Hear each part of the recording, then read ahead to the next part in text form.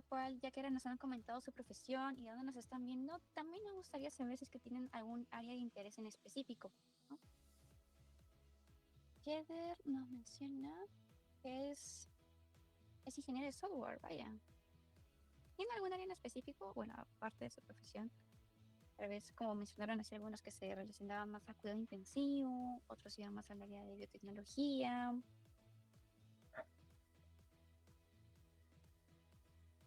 Erika menciona que es ingeniera de sistema, perdón, ingeniera de electrónica y que le apasiona el análisis de datos y la programación.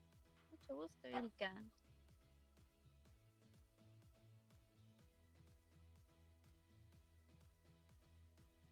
¿Y cómo sentimos? A ver qué menciona. Javier está interesado en estudiar análisis de datos y ciencias. Mary menciona que su interés en genómica poblacional de especies marinas e importancia comercial. Interesante, Mary.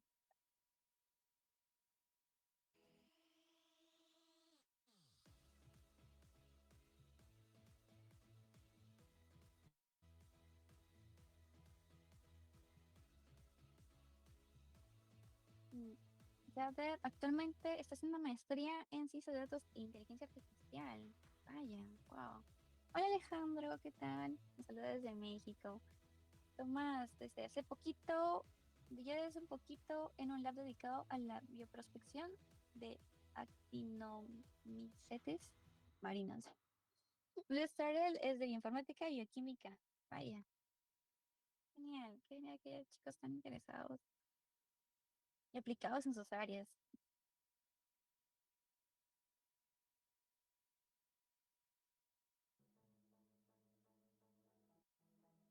Ahora que se están uniendo más chicos, a ver, les comento. Bueno, ahora pronto faltan 5 minutos, chicos. Me voy a presentar. Muy buenas tardes y buenas noches con todos los participantes nuevos que están ingresando. Mi nombre es Caterine, soy parte del equipo de Limbo y Learning. Y ahora quisiéramos saber un poco más de por qué. ¿Por qué están interesados en aprender a programar en Python justo aplicado a genómica? Tal vez a algunos les pueda parecer una idea nueva, quieren aplicarlo en su trabajo.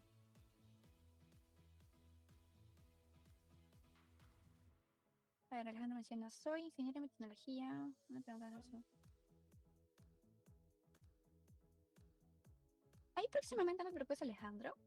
El instructor está totalmente capacitado para que luego puedas consultarle ese tipo de preguntas. Barbie menciona que hace poco en el laboratorio de modelamiento molecular me interesa ver los efectos de mutaciones en distintos sistemas biológicos.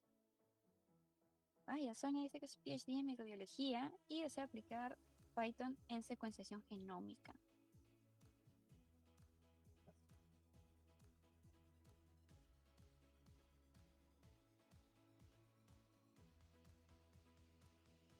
Ok, le menciona que es ingeniera biomédica y actualmente está haciendo un PhD en Canadá sobre neurogenética. Ay, Karen, qué interesante.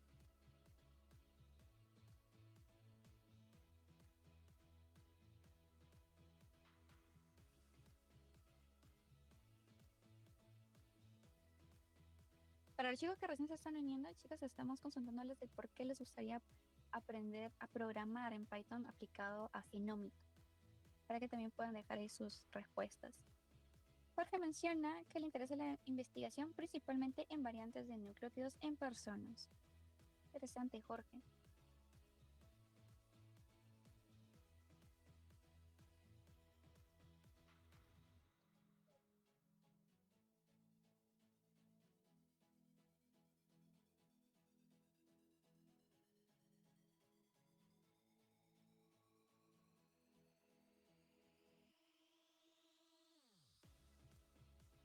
Alejandro menciona que le interesa el estudio de la modificación de plantas.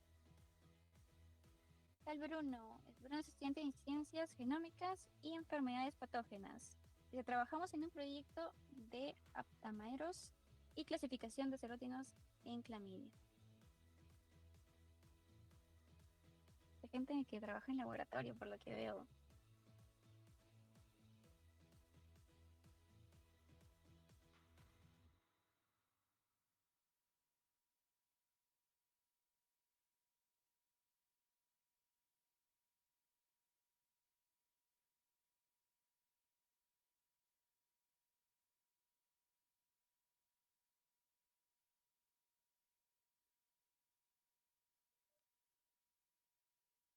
A ver, menciona Laszlo que hace búsqueda de fármacos innovadores por Dopkin y particularmente para pacientes pediátricos con leucemia linfobástica con mutación de Icarus. Andy menciona que dice, creo que vengo del otro extremo porque claro, es ingeniera de software, pero qué genial que te interese bastante la aplicación biológica. Es un campo bastante nuevo en el cual ustedes también se pueden desarrollar. María menciona que le interesa aplicarlo a clasificación de variantes y que es estudiante de posgrado de genética médica en Colombia. Chicos, a la Benjamín menciona que es de pregrado de medicina y que le interesa participar en un proyecto, no, perdón, que le interesa para un proyecto que tiene en clase de genética. Qué genial, Benjamín. Lester menciona que todos tienen bastante experiencia. Tranquilo, Lester, o sea, por todo se inicia, poco a poco. Bueno, chicos, como pueden ver, ya solo falta un minuto. Me voy a presentar porque ya sé que varios que están de vuelta ingresando.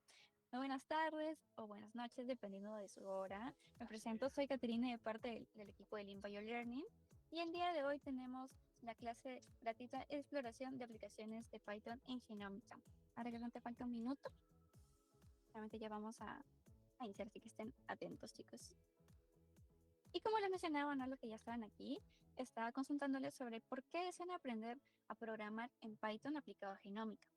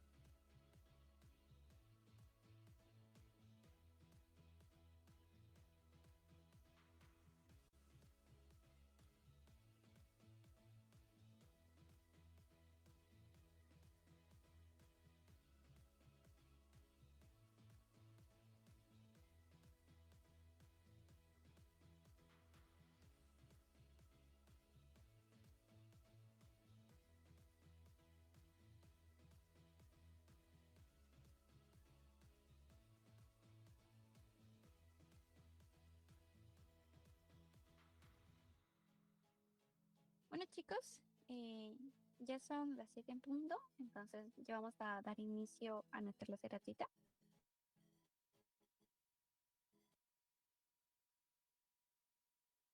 No sin antes mencionarles dos grandes recomendaciones. En primera, les recomendamos que tengan todo tipo de distractores lejos para que puedan obtener toda la información de la clase brindada. Es decir, de que por favor puedan silenciar tal vez las notificaciones de sus celulares, que no tengan su tablet o tal vez la televisión prendida, ¿no? Porque los puede distraer de todo lo que van a aprender en la clase y es necesario que estén enfocados, es que lo que realmente quieren hacer es aprender. Ahora, como segundo punto, solo para los que se queden hasta el final, conocerán cómo analizar datos transcriptómicos y visualizaciones con R. Además, podrán acceder a una sorpresa especial. No se olviden de ello. Ahora, les voy a comentar un poco más de lo que van a aprender en la clase. Eh, Van a aprender sobre bases de programación en Python. ¿Y por qué eso es necesario, no? Porque es necesario porque les va a proporcionar las habilidades fundamentales para programar de manera efectiva, lo cual es crucial para las aplicaciones en campos de la bioinformática. Además, también van a aprender sobre el análisis de datos biológicos utilizando Python. ¿Y esto por qué es importante? Porque es una habilidad crucial para entender y predecir el resultado de un proceso o experimento biológico, lo que puede tener aplicaciones en la investigación. Además, chicos van a poder generar sus propios gráficos con calidad de publicación científica utilizando bibliotecas en Python. Y esto es sumamente importante ya que la representación visual clara y precisa de los datos facilita la interpretación y la comprensión de los hallazgos científicos, tanto para colegas como para publicación en público general, ¿no? Siguiente, por favor. Y como último punto, van a aplicar análisis estadísticos de datos ómicos en investigaciones. ¿Por qué? Porque estos análisis permiten identificar patrones, relaciones y tendencias en los datos, lo cual ayuda muchísimo a tomar decisiones fundamentales y fundamentadas y a generar conclusiones significativas que impulsen el avance de la comprensión y aplicación de la biología.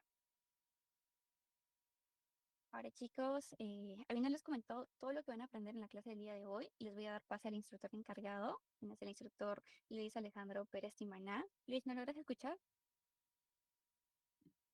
Hola, sí, ¿qué tal? ¿Qué tal? Muy buenas noches a todos. Bueno, espero se encuentren bien. Yo soy Luis Pérez Timarán y yo voy a ser su profesor el día de hoy. Bien, y bueno, mencionarles un poquito primero sobre pues quién soy. Yo soy egresado de la carrera de Genética y Biotecnología en la Universidad Mayor de San Marcos. Además, pues soy investigador tanto en la Universidad de California, en Santa Cruz, como en la Universidad de Ciencias Aplicadas aquí en el Perú. Y mi área de investigación se enfoca bastante en lo que es, pues, justamente la bioinformática, la genómica y también en la relación entre estas ciencias muy interesantes con los lenguajes de programación, que en este caso, pues, son Python, R. Yo he trabajado con varios lenguajes, cuento con más de 5 años de experiencia en el trabajo con lenguajes como Python. También he utilizado R, he usado MATLAB, incluso también muchos de mis trabajos en ómicas los he hecho con Linux, con Bash, que es pues un lenguaje muy, muy interesante que sirve bastante para el procedimiento, ¿no? Y toda esta experiencia, pues, no ha sido de la noche a la mañana, ¿no? Ha sido un conjunto de varios, digamos, procesos, desafíos, varios años, ¿no? De estudio. En general, a mí siempre me ha gustado lo que es un poquito la computación, o sea, me gusta trabajar en computadoras, pero mi pasión, digamos, a lo que al final quise justamente dedicarme era a la biología, a la genética. Así que pues, debido a esto, decidí pues estudiar justamente genética y biotecnología eh, y descubrí que hay una manera de justamente relacionar estas dos áreas, que es pues con la bioinformática, ¿no? Y en una de las, digamos, formas en las que se aplica bioinformática es justamente en el área de las ciencias ómicas, en genómica, en transcriptómica, por ejemplo. Y asistí a múltiples congresos de estos temas y recalcaban la vital importancia de la programación. ¿Por qué? Porque la genómica es un campo que analiza grandes volúmenes de datos. Analizamos millones de genes, bueno, miles de genes, millones de letras del ADN, miles de secuencias de proteínas, millones de proteínas. Entonces, es una gran cantidad de datos que analizarlos manualmente, pues no es algo viable. Por ello es que es requerido utilizar justamente la programación, ¿no? Como por ejemplo en este caso hablamos de Python. Así que pues decidí estudiarlo, analizar y trabajar con este lenguaje. Fue bastante complejo, a decir verdad. No hay mucha información, digamos, libre sobre cursos introductorios de Python o sobre cómo aplicar Python en biología. La mayoría están diseñados para los ingenieros de sistemas, ¿no? Quienes en teoría trabajan más con esto. Pero tuve la suerte de que pues en mi universidad había un profesor que justamente trabajaba con Python y lo aplicaba al área de las ciencias ómicas. Así que pues básicamente él me guió en mi proceso, aprendí bastantes cosas y gracias a eso pues ahora sé cómo aplicar todo lo que es programación en ciencias ómicas justamente, ¿no? Y ahora pues que tengo toda esa experiencia, que conozco cómo aplicar esos lenguajes de programación al análisis de datos genómicos, pues quiero compartirlo con ustedes, con mis colegas biólogos latinos, porque esa es la misión de Lean Learning, el poder aplicar pues estas nuevas tecnologías, herramientas a las áreas de biociencias. Pero bueno, no hablemos mucho de mí. Vamos un poquito con los temas de pues, bioestadística, bioinformática, ¿no? Que son vitales. En general, uno puede aplicar bioinformática en cualquier momento del proceso de investigación científica. Por ejemplo, ¿no? Cuando uno hace investigación en biociencias, normalmente inicia pues analizando una célula, un organismo, alguna biomolécula, ¿no? Algo como esto. y lo pasa pues por varios experimentos, ¿no? Hacemos extracción de ADN, PCR, etcétera, etcétera. Finalmente, después de todos nuestros experimentos, pues decidimos generar una publicación, ¿no? Aplicamos la estadística, aplicamos algunos gráficos y obtenemos nuestra publicación científica. Entonces, ¿dónde entra la bioinformática en este proceso? Pues puede ingresar al inicio, por ejemplo, para recopilar información acerca de estas biomoléculas, células. Puede ingresar en el medio, por ejemplo, para preparar simulaciones in silico de procesos experimentales o para analizar los resultados de los procesos experimentales, ¿no? Por ejemplo, analizar tablas, hacer estadísticas, hacer gráficos. Todo ello es sumamente importante. Entonces, ¿cómo se puede hacer todo esto? Hablando de informática. Hay dos formas. Una es utilizando programas ya creados, se podría decir, programas con interfaz gráfica, que son pues un poquito más sencillos de utilizar, pero bastante limitados en cuanto a la aplicación de procesos. Y la otra es usar lenguajes de programación. Y aquí es donde entra pues Python. Python es uno de los lenguajes pues más utilizados a nivel mundial, no solamente en ciencia en general, sino pues en biología, justamente en nuestra área. Se usa bastante Python para ello, debido a que es muy sencillo, es fácil de entender, tiene una gramática bastante legible. Básicamente programar en Python es como hablar con la computadora en inglés, ¿no? Esa es la idea. Y pues es un paquete bastante amplio, tiene una gran cantidad de librerías. Las librerías son códigos, bueno, bibliotecas, librerías, códigos que utilizan o que han creado otras personas y que nosotros pues podemos usar para facilitar nuestro trabajo. Lo que significa que ya hay bastante código existente de Python en Internet y uno pues puede utilizarlo, puede aprovecharse de ello para generar procedimientos o flujos de trabajo más sencillos y también más digamos, aplicarlos, más aplicativos, ¿no? Justamente es la idea. Y lo mejor de todo es que Python es gratis, ¿no? O sea, es open source, cualquiera puede usarlo, no es como otros lenguajes como por ejemplo MATLAB, que tiene un costo, que no puede usarse sin sacar una licencia. Python no, Python es completamente gratis. ¿Y dónde podemos utilizar Python? Bueno, en este caso, pues Python lo podemos usar en Google Colab. En general, en cualquier tipo de entorno de desarrollo integrado. Eh, Uno puede usar Python, por ejemplo, en programas como Visual Studio, en PyCharm, y puede aplicarlo en diferentes entornos. ¿Se grabará la sesión? No, lastimosamente la sesión del día de hoy no va a quedar grabada, por lo cual espero que, pues, que presten toda la atención del mundo para que les quede esta información, ¿no? Y también que apunten y demás. Sí, las clases gratuitas no las grabamos. Bien, entonces, como mencionaba, podemos usar diferentes tipos de entornos y uno de ellos es justamente el entorno de Google Colab. Entonces, ¿cuál es la ventaja en este caso de utilizar Google Colab? Pues la siguiente. Lo primero es que Google Colab es gratis y está en Internet, lo que significa que cualquiera puede, a través de una cuenta de Google, una cuenta Gmail, entrar a Google Colab, ¿no? Solamente lo busca en Internet y accede a él. Entonces, en primer lugar, pues es fácil de empezar a usar. Algunos programas suelen ser un poco complejos al inicio, porque hay que descargarlos, hay que instalarlos, hay que pues configurar algunas cosas. Colab no. Colab es bastante sencillo en ese sentido. Ahora, lo mejor de Colab es que nos prestan una computadora virtual. Esto significa que podemos programar en las computadoras de la nube de Google sin necesidad de usar nuestros propios, digamos, recursos computacionales. ¿Qué significa? Que si mi computadora, pues, es una computadora que con las justas me abre Word, no va a haber ningún problema, voy a poder correr Python y todos mis análisis genómicos sin ningún inconveniente porque todo está trabajando en Internet. Esa es la gran ventaja de Colab. Ahora, en este caso, para la clase del día de hoy vamos a usar Colab, pero ustedes pueden usar el IDE que ustedes deseen. O sea, pueden trabajar si quieren en PyCharm, si quieren en Visual, en Sublime, no hay ningún problema, ¿no? Pero yo en este caso sugiero el uso de Colab.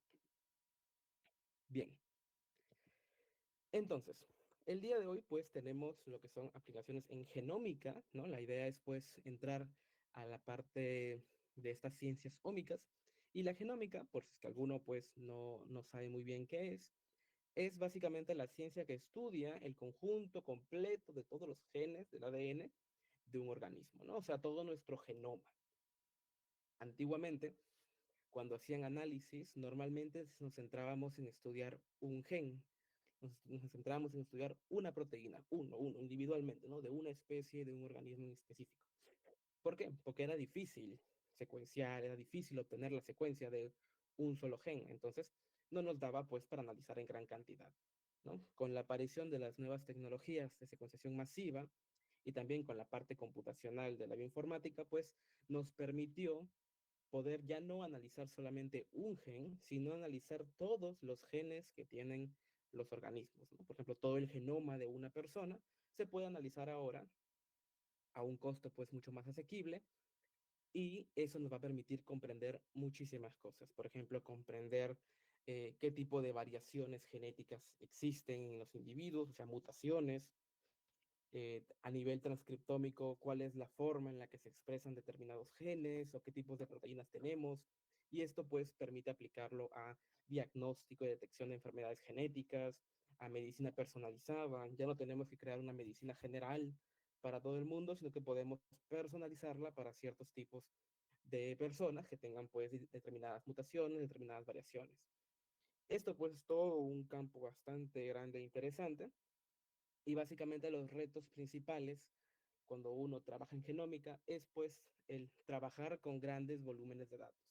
Porque antes, como trabajamos con un gen, era sencillo pues manualmente realizar un cálculo o revisar la secuencia, intentar relacionarla pues con alguna proteína o alguna enfermedad, era más sencillo. Porque al fin y al cabo teníamos solo una secuencia, un gen. Pero ahora que tenemos los más de 30.000 genes del ser humano, pues es un poquito más difícil analizar esos datos, ¿no? Y más aún las secuencias, porque las secuencias son pues cuántas millones de letras en este caso tenemos. Entonces, es por ello que se usan pues técnicas bioinformáticas para analizar, en este caso, los genomas. Ahora, en este caso, pues la genómica ya cambió, ya no es solamente ADN, sino que ahora se ha expandido pues a múltiples nuevos estudios así a gran escala, que son pues las ciencias ómicas, ¿no? ¿Alguno me puede nombrar alguna ciencia ómica que no esté en este cuadro? Acá tenemos cuatro: genómica, transcriptómica, proteómica y metabolómica. Hay creo que un par más. ¿Alguno sabe cuáles son las otras dos que quizás no están en esta diapo? Bueno, por ahí me dicen epigenómica, exacto. La epigenómica también es otra ciencia muy, bueno, otra área muy interesante del campo de la genómica. En este caso, la epigenómica se centra en analizar, pues, los factores externos al ADN que afectan al ADN, ¿no? Se podría decir así. Es muy interesante, ahí se ve todo lo que son metilaciones, exoma, ¿qué más dijo? Ah, interactómica, el que habla interactómica también muy interesante, la relación entre las biomoléculas y proteínas que tenemos. La metagenómica, una forma de aplicar genómica, esta vez ya no a un individuo, sino a muchos. Antes es como que un gen a un individuo, ¿no? Ahora son todos los genes de un individuo y con la metagenómica es todos los genes de múltiples individuos a la vez. Entonces hay bastante. Hay cosas más complejas como la inmunopeptidómica y también seguro que han sacado muchas más, que son pues básicamente formas de analizar un conjunto pues de biomoléculas, pero a nivel global de todo un organismo, toda una célula, todo un tejido. Esa es la idea, ¿no? Y en este caso pues las principales son estas cuatro de aquí, más la metagenómica, ¿no? La genómica, que se encarga pues de analizar todo el ADN de una muestra. La transcriptómica, que se va a encargar de analizar todo el ARN. Eso también es muy interesante, la transcriptómica. Analiza la expresión genética. Luego está pues la proteómica, que se encarga de todas las proteínas. Y la metabolómica, que pues analiza todos los metabolitos, ¿no? Que entendemos como carbohidratos, lípidos, etcétera, ¿no? La lipidómica sería, digamos, una parte de la metabolómica, ¿no? Ahora la metabolómica se está trabajando así, ¿no? Se está subdividiendo en glicómica, lipidómica, haciendo referencia a cada biomolécula determinada, ¿no? Bien, entonces, como pueden ver, el campo es bastante grande, bastante amplio, y la idea, pues, es ver cómo podemos aplicar Python, cómo podemos aplicar la programación en estas áreas tan interesantes. Así que vamos a revisar un interesante caso práctico aquí en Python. Yo no soy de hacer mucha teoría, así que de acá les explico el caso práctico y nos vamos al código. Pero en este caso lo que vamos a hacer es centrarnos en el segundo punto, que es la transcriptómica. Ahora, la genómica es muy interesante, eso sí, pero es un procedimiento que a veces tarda un poco. O sea, es un proceso que suele tardar en analizarse porque tenemos grandes cantidades de secuencias y tenemos que de cierta forma pues ensamblarlas, anotarlas, que son procedimientos muy útiles, pero un poquito largos, ¿no? Entonces, por, digamos, ay, bueno, se me fue la palabra. Por razones metodológicas, de tiempo más que todo, vamos a centrarnos en la transcriptómica, que se encarga, en este caso, del análisis de todos los ARNs existentes en una muestra, ¿no? En este caso, entendamos el ARN como pues un producto de la transcripción del ADN. ¿Y qué nos dice el ARN? Pues que es, en este caso, una molécula que después se va a convertir en proteína. ¿Cuál es la ventaja o utilidad de esto? Lo siguiente, en un humano, en este caso, en una persona tal y como ustedes y como yo, tenemos todos pues un genoma, ¿no? Yo tengo un genoma y mi ADN en mi dedo es igual al que está en mi hígado, igual al que está en mi cerebro, idealmente. Deberían ser idénticos, ¿no? Quizás más o menos alguna mutación aleatoria. Ahora, ¿por qué mi hígado tiene la forma de hígado y por qué mi cerebro tiene la forma de cerebro y tiene neuronas y demás? O sea, ¿por qué tenemos formas diferentes, células distintas que producen distintas cosas y hacen distintas cosas a pesar de que somos básicamente el mismo ADN? Esto se debe a justamente el ARN, a la expresión. No todos los genes en un genoma se van a expresar de la misma forma. Hay genes que se van a expresar más, otros se van a expresar menos. Hay genes que se van a expresar en un momento de nuestra vida, por ejemplo, cuando estamos desarrollándonos, ¿no? Antes de, pues, en el proceso de ser justamente embriones, fetos. En ese momento hay genes que están funcionando y que ahora, cuando ya estamos adultos, ya no funcionan, están apagados para siempre. Entonces, hay todo un sistema de expresión, de encender, apagar, y y analizar eso es analizar estos ARNs, porque el hecho de que existan los ARNs mensajeros en el entorno de la célula implican que han venido del ADN, o sea que se han expresado. Y como se han expresado, pues entendemos que ese gen está funcionando.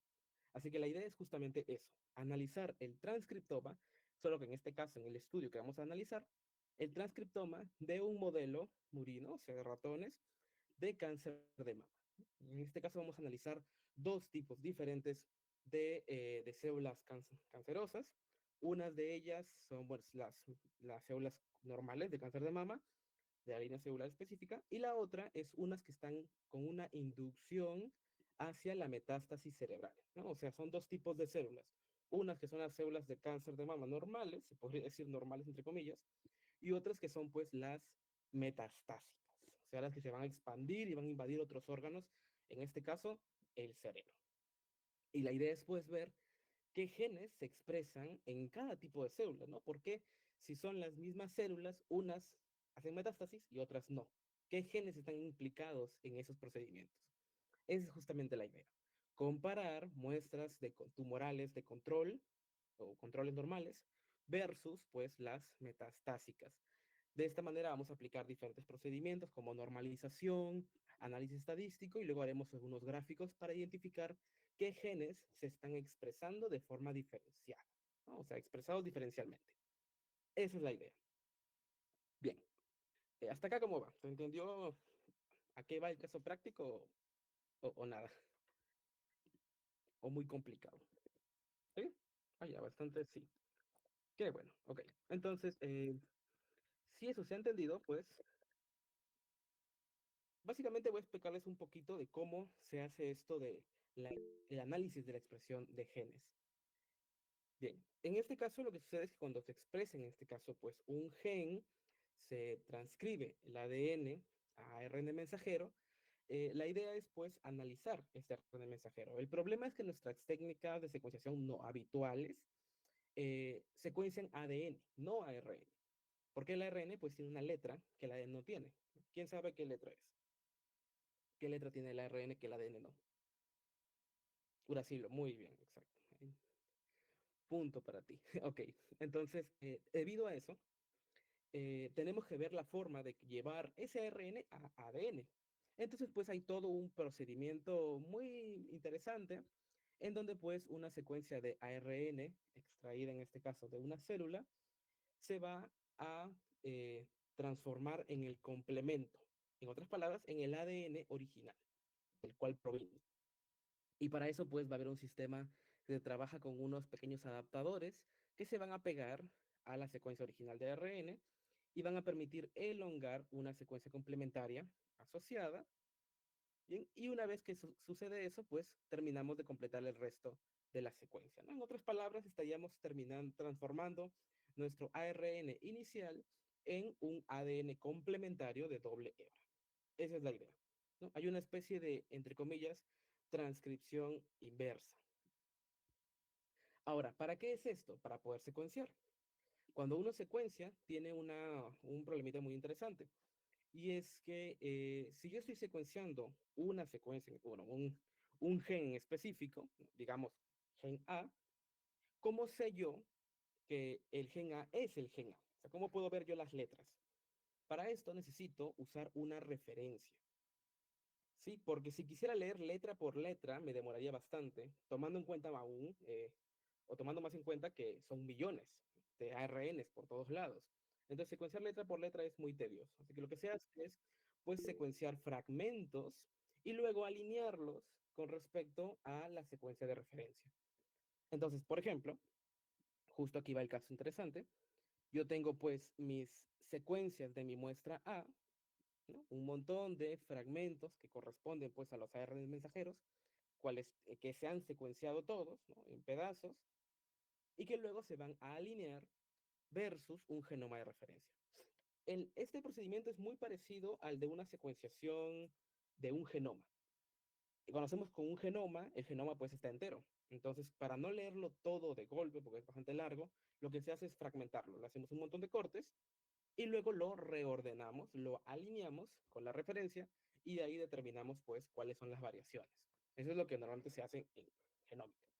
Pero aquí en transcriptómica no hay necesidad de hacer eso, o al menos no de los segundos, solamente la primera parte, que es pues alinearlo versus un genoma de referencia. Entonces, como hay cantidades X e Y de ARNs, estas secuencias se van a ir apilando encima de las referencias en diferentes proporciones, ¿no? Por ejemplo, para este gen que está aquí, va a haber pues una cantidad X de secuencias que han encontrado similitudes y se han pegado. Pero para la muestra B, por ejemplo, hay otra cantidad de muestras, porque son diferentes de ARN, porque son diferentes muestras, ¿no? Tienen diferentes transcriptomas. Entonces, para el mismo gen, en dos muestras distintas, van a haber diferentes secuencias que se están apilando en un gen o en otro. Aquí el objetivo, como les mencioné, no es conocer las letras como tal, sino conocer la cantidad, porque queremos ver expresión. Entonces basta con que se alineen para poder saber cuántas hay, solamente las contamos.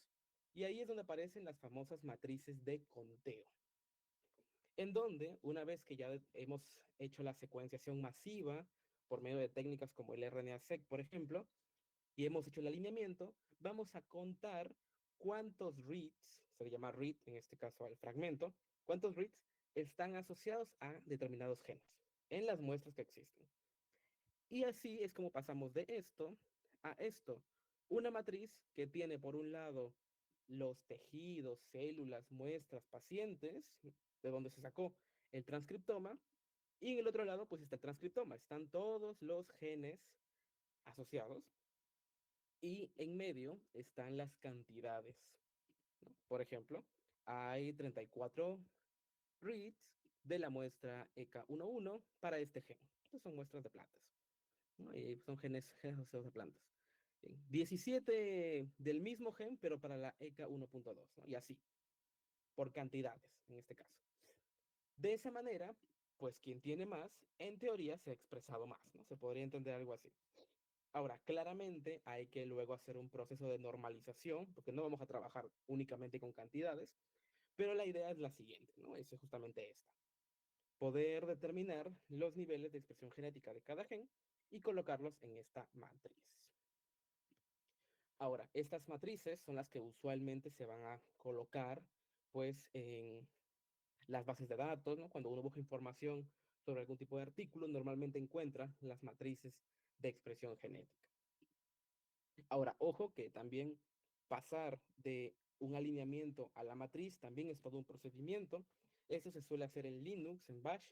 Hay algunos algoritmos que permiten, pues, directamente desde archivos FASTQ transformarlos a matrices de conteo. Bien, entonces el workflow en este caso, lo que vamos a hacer el día de hoy es, pues, trabajar con los datos de expresión genética. Vamos a trabajar con las matrices. Principalmente porque el proceso previo es un poquito más tardado.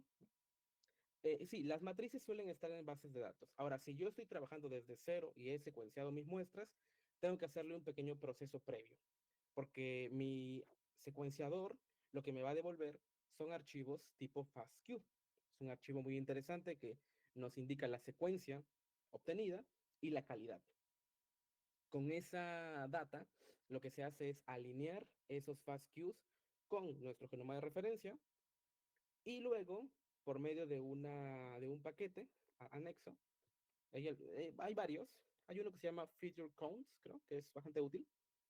Se realiza el conteo. Se cuenta cuántas secuencias se han alineado. Y eso nos da una matriz de conteo por muestra. Es un proceso, como digo, no es complejo, pero sí es largo, sí demora. Eh, y al final obtenemos la matriz, ¿no? Y la matriz es con lo que usualmente se trabaja. Ujú. Bien, entonces, una vez que tenemos, pues, la matriz de conteo, vamos a hacerle un preprocesamiento. O sea, pues vamos a organizar la matriz, vamos a normalizar los datos, eliminar algunos genes que no tengan, pues, información o no se hayan expresado en general, no haya habido expresión ni nada. Y luego viene un análisis estadístico. Siempre es importante para determinar, pues, cuáles son los genes más, o que con una expresión diferencial mucho más alta, según los grupos experimentales, cuál es la tasa de cambio entre el gen basal y el siguiente, pues, y el gen sobreexpresado o subexpresado, por ejemplo. Todo eso, pues, se hace con pruebas estadísticas, ¿no? Como, por ejemplo, pruebas como TD-Student o ANOVA, según corresponda. Y luego hacemos los gráficos. Luego hacemos los gráficos, hacemos Volcán plots, heatmaps, ¿no? Todo ello, pues, para determinar la expresión en general. La regresión logística, eso va a depender un poco de nuestro objetivo. Si es que queremos, por ejemplo, realizar algún tipo de, si lo orientamos un poco a la predicción, podríamos generar un modelo, ¿no? En este caso, regresión logística, que relacione dos conjuntos versus, pues, una cantidad n de variables, que en este caso corresponden a los genes. Pero, por ejemplo, para la creación de modelos, como en este caso mencionan regresión logística, se requiere un paso adicional cuando trabajan con tanta cantidad de genes, y es, pues, un proceso de reducción de dimensiones. Por ejemplo, un PCA, un PCOA, un UMAP, que permite justamente reducir la dimensionalidad de una gran cantidad de datos. Bien, entonces ahí está. Ya tenemos, pues, nuestro workflow, ¿no? Entonces, esto es lo que vamos a hacer básicamente el día de hoy en Python. Bien, entonces, hasta acá, pues, ¿qué tal? ¿Todo bien? ¿Todo claro? ¿Sí? ¿No hay ninguna duda? ¿Sí? ¿Todo bien? Ok, perfecto. Bien, entonces, pues, si todo está claro, vamos ahora, a ver, un momentito, ya, a Colab. Entonces, para entrar a Colab, como les había mencionado antes, se tiene que escribir en Google la palabra Colab, ¿no? Entran a Google y ponen Colab, ¿eh? Bien sencillo. Ahora, justo preguntan, antes de empezar, ¿normalizar es lo mismo que estandarizar? No.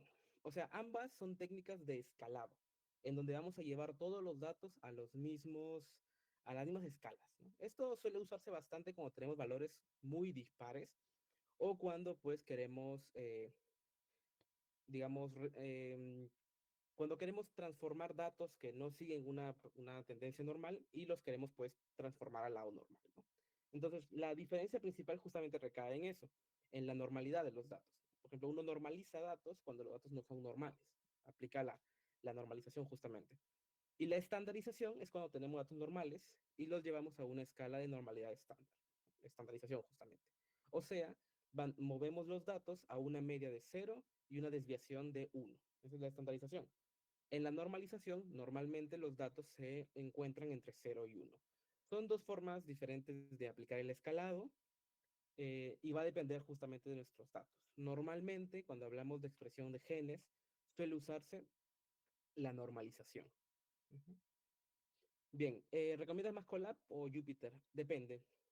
Depende de sus recursos computacionales. Si tienen computadoras que creen que son capaces para analizar grandes cantidades de datos con suficiente RAM y memoria, pueden usar Jupyter en local y correr ahí Python y puedes usar su computadora, ¿no? Pero si tu computadora no es la mejor, no es tan buena, es un poquito más, tal vez está muy saturada, Colab nos da la ventaja de correr en un ambiente pues completamente distinto. Igual, siempre correr en local en teoría es mejor porque tenemos más control, ¿no? De lo que estamos haciendo. Pues ya depende de cada uno. Ok, entonces aquí pues tenemos Google, Google Colab, le dan pues aquí clic y automáticamente pues van a entrar acá a, eh, a Google Colab, ¿no? Aquí les van a aparecer pues sus diferentes cuadernos, pueden crear uno nuevo, aquí en el clic en nuevo, y pues les va a aparecer un cuaderno completamente vacío donde van a poder realizar códigos. Bien, en este caso yo voy a comenzar con un cuaderno que le he puesto algunos comentarios para que más o menos se guíen, que es el que está aquí, este cuaderno de clase gratuita de genómica en Python, y ahí vamos a trabajar. Entonces, bueno, aquí le pueden cambiar el nombre. El Colab es muy sencillo, no hay mucho que revisar, principalmente que las trabaja en un sistema de celdas, en donde pues hay un apartado para los códigos y un apartado para poner texto. Esto es un sistema muy útil porque nos permite separar lo que estamos escribiendo y explicarlo poco a poco. Ahora, como les dije, Colab nos presta una computadora, así que al momento de conectarse aquí, se están conectando a una computadora de Google en la nube. Ahora, estas computadoras suelen tener, pues, no tampoco son muy poderosas, pero son sí lo suficiente. Tienen 13 gigas de RAM, lo cual está bastante bien, y tienen 100 gigas de memoria, lo cual tampoco es tanto, pero sí alcanza para muchos procedimientos. Si en caso quisieran trabajar en la nube con mucha más capacidad, por ejemplo, no sé, 2 3 teras, ¿no? 32 gigas de RAM, pues ahí sí tendrían que irse a una versión que tiene un costo, ¿no? Que es Colab Pro. Pero esto de aquí es más que suficiente para la mayoría de procedimientos, ¿no? A menos que queramos secuenciar todo el ADN de una comunidad entera, va a correr para muchos trabajos. Bien, sí, ojo, pueden usar el entorno que ustedes quieran. Yo Colab lo estoy usando como ejemplo, así que pueden entrar a cualquier entorno si gustan. No se preocupen por ello. Bien, entonces, sí, les voy a compartir el link para que tengan a la mano y no tengan que estar tampoco copiando todo mientras voy dictando. Ahí está. Listo. Eso sí, el link sí les vamos a compartir. Lo que sí, como mencioné, la clase no va a ser grabada. Ok. Entonces ahí está. Entonces, vamos a comenzar primero con algunas cosas sencillas de Python para que más o menos se familiaricen. Y vamos a comenzar con, pues, operaciones sencillas, ¿no? En Python, uno puede realizar operaciones matemáticas simples, por ejemplo, una suma, puede también hacer una multiplicación con el asterisco, etcétera, ¿no? Podemos hacer varios procedimientos interesantes. Y algo fundamental cuando uno trabaja con Python es justamente la línea que está acá arriba, que son los comentarios. Estos comentarios que están acá sirven justamente para dar un mensaje conciso, ¿no? Un mensaje que explique lo que estamos escribiendo. Si se dan cuenta, al momento de yo correr esta multiplicación, solamente corre la multiplicación, este mensaje no. Eso significa que yo puedo colocar esos mensajes para organizar mi código, explicarlo sin necesidad de afectarlo. Esos son los comentarios. No sé si se ve bien, quizá lo cambio un poquito. Ahí está. Esos son los comentarios. Entonces, eso me permite hacer un comentario. Me permite explicar lo que yo voy haciendo, ¿no? Bien. Conciso. Uy, ¿cómo escribir conciso? C o S. Siempre dudo en esa palabra tan extraña. Bien. A ver, creo que es. Justo ver que lo tengo. Ahí está. Así, con C, estaba bien. Bien. Entonces, ahora, obviamente no solo sirve para hacer cálculos y hacer comentarios. Estos valores que están aquí, no solamente los podemos colocar sueltos, sino que podemos guardarlos en variables. Por ejemplo, yo aquí puedo crear una variable, llámese variable 1, e igualar, ¿no?, este nombre a un valor, por ejemplo, 1045. Con esto yo estoy diciendo pues que var1 es igual a 1045. Esto me va a permitir que si yo vuelvo a escribir var1 en algún momento, este va a tener el valor de 1045, ¿no? O sea, yo voy a poder almacenar ese número dentro de una variable. De esta manera, ¿no? La variable justamente permite almacenar información. Y yo puedo crear una, puedo crear dos variables, y luego puedo, por ejemplo, hacer una operación entre ambas, ¿no? 1045 más 98. Entonces, todo en Python funciona con variables. Hay que estar siempre almacenando esta información para poder usarla después. ¿Para qué? Para no tener que estar escribiendo esto todo el tiempo, ¿no? Siempre en Python está la filosofía de reutilizar código, de reutilizar la información por medio de variables, funciones, etc. Esa es la idea. Y tenemos, pues como dije, muchas operaciones interesantes, ¿no? Podemos sumar, multiplicar, podemos aplicar esta operación de aquí, del porcentaje. ¿Alguien sabe qué significa esto?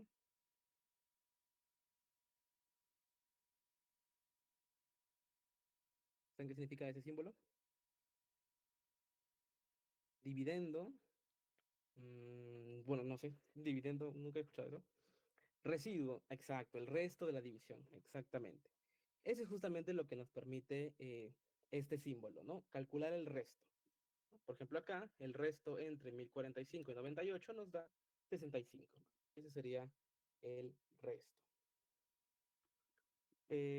¿Cómo lo entendí? Dice edición del cuadernillo. No, únicamente está en modo de lectura. Ahí está, lector. Y es para evitar justamente que por ahí no vayan a borrar algo accidentalmente, ¿no?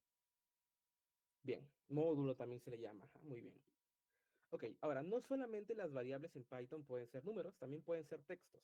Por ejemplo, puedo decir ADN y puedo colocar una secuencia de ADN y luego llamarla. Entonces, también puedo guardar textos como estos, ¿no? Como pueden ver ahí.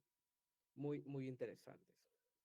Y puedo hacer diferentes operaciones con textos también. Por ejemplo, digamos, quiero contar cuántas letras G existen en mi secuencia. Yo puedo usar acá el método .count y contabilizar cuántas Gs existen.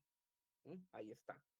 También puedo contabilizar cuántas Cs, por ejemplo, hay en mi texto. Ahí está. Este texto tiene 5 también Cs. Voy a darle un poquito más de Gs para que sea diferente. Ahí está. 7 y 5, por ejemplo. Y con esto puedo hacer más cálculos que sean útiles. Por ejemplo, determinar el porcentaje de letras G o C en el ADN. Entonces, para esto, pues simplemente hago uso de esas variables que creé antes, que son las Gs y las Cs, y puedo decir, ¿no? G más C dividido entre el len. Len es la función para calcular el largo del ADN por 100. Y esto me da el porcentaje de GC de nuestra secuencia, ¿no? Por ejemplo. Ahí está, ¿no? Entonces, con estas pequeñas funciones, rápidamente podemos realizar procedimientos como estos. Y muchos procedimientos en general. Uno puede aquí en Python hacer de todo, calcular, hacer la transcripción, hacer la traducción, buscar en bases de datos, crear tablas. Hay una gran posibilidad de diferentes mecanismos aquí en Python, ¿no? Por ejemplo, aquí contamos cuántas Gs hay, cuántas Cs hay y calculamos el porcentaje de GC. Así. Ahora, pero claramente no todo es pues crear nuestras propias estructuras, sino que también existen paquetes de otras personas que nos van a permitir facilitar un poquito el procedimiento. Por ejemplo, estos tres paquetes de aquí son paquetes muy interesantes. Son NumPy, Pandas y Matplotlib. NumPy es un paquete dedicado a trabajar con operaciones matemáticas más complejas. Por ejemplo, hacer raíz cuadrada, logaritmo, tangente, ¿no? Etcétera. Funciones específicas matemáticas y también trabajar con matrices. Pandas es el paquete para trabajar con tablas. Aquí vamos a poder trabajar con tablas de diferentes archivos, archivos de Excel o CSV o TSV, donde queramos. Pandas nos va a ayudar a trabajar con tablas. Y Matplotlib nos va a permitir trabajar con gráficos, hacer gráficos. Entonces vamos a seguir justamente con el ejemplo y vamos a comenzar descargando un archivo, que es el que vamos a usar justamente, sí, se va a quedar guardado el contenido. Bien, es un archivo que vamos a descargar y se va a colocar en nuestro sistema acá de la nube, ¿no? Entonces, para descargar, aquí les dejo este link. Este es un link de una base de datos muy interesante. Hay una base de datos que se llama el Gene Expression Omnibus, que es una base de datos que almacena toda la información de la expresión genética. Hay estudios que trabajan en expresión genética, guardan aquí sus datos. Y acá está justamente el análisis que les decía, ¿no? Las células de cáncer de mama, las normales, se podría decir, ¿no? Y las inducidas a la metástasis cerebral, ¿no? Y tenemos acá la información.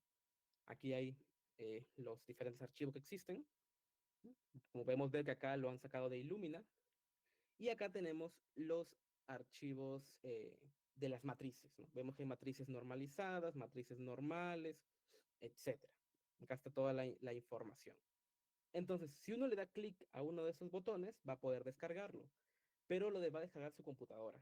En cambio, si usamos este link que está aquí y usamos la función de doble get, vamos a poder descargarlo directamente acá. ¿Ven? Abro aquí y les va a aparecer el archivo descargado directamente. Entonces, este mecanismo, esta función que está acá, wget, no es como tal una función de Python, es una función de Linux que nos va a permitir, pues, realizar descargas de información. Acá Colab es muy interesante porque permite justamente trabajar tanto con Linux como con Python al mismo tiempo. Sí, sí, les paso el link. Les voy a pasar el link de la base de datos, o sea, del NCBI, la real, para que puedan ver la información. Y también les paso este link que tiene pues justamente el archivo en Excel que vamos a usar.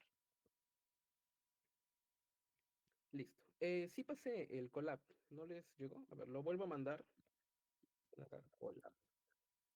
Ahí está. Ese es el collab. Sí lo pasé, está en modo lectura para que lo puedan ver mientras voy haciendo los códigos. Ok, entonces esto me ha permitido descargar directamente desde internet, una base de datos, el archivo que voy a utilizar. Listo. Ahora la idea es importarlo aquí a Python, o sea, traerlo a Python para poder trabajar con él. Y para eso usaremos el paquete pandas. Aquí vamos a decir data igual y ponemos la función de lectura.